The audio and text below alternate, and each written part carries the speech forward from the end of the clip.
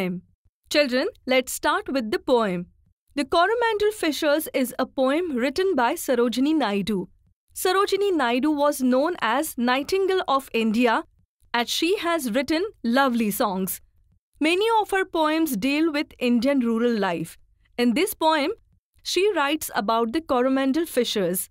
India's western coast is known as Konkan or Malabar coast, whereas the southeastern coast is known as Coromandel coast. So this is a poem about the fishermen on southeastern coast. The speaker of narrator in this poem is fisherman who is addressing his fellow fishermen.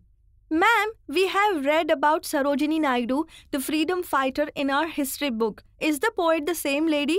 Yes, children, she is the one and the same lady. Now I will read the first stanza. Rise, brothers, rise. The wakening skies pray to the morning light. The wind lies asleep in the arms of the dawn like a child that has cried all night. Come, let us gather our nets from the shore and set our catamarans free, to capture the leaping wealth of the tide, for we are the kings of the sea. In the above lines, poet describes the routine of a fisherman. He asks to wake up his fellow fishermen as the wakening skies pray to the sunlight. The wind lies asleep like a child in the arms of the dawn like a child who has got tired crying all night. He tells everyone to gather their nets from the shore and move ahead to capture the wealth of the seas, that is the fish. He says that they are the king of the sea. No longer delay, let us hasten away in the track of the sea gull's call. The sea is our mother, the cloud is our brother, the waves are our comrades all. What though we toss at the fall of the sun where the hand of the sea god drives?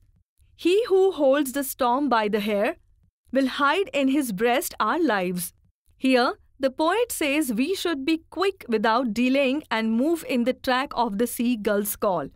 He also says that sea is their mother and cloud is their brother and the waves are their comrades. And he says that we might toss when the sun sets in the hands of the sea god. But he has the confidence that the one who holds the storms by the hair will save their lives.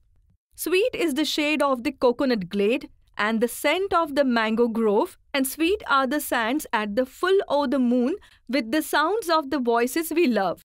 But sweeter, O brothers, the kiss of the spray and the dance of the wild foam's glee. Row, brothers, row to the edge of the verge where the low sky mates with the sea. In these lines, the poet says our place is surrounded with the trees of coconut and mango.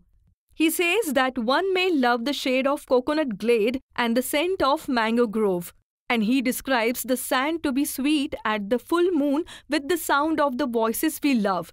But the kiss of the spray and the dance of the wild foam's glee is sweeter for a fisherman. The sea is always lovelier than land. He tells his brothers to row their boat to the edges or the extreme limits where the sky meets sea. So children, wasn't it an interesting poem?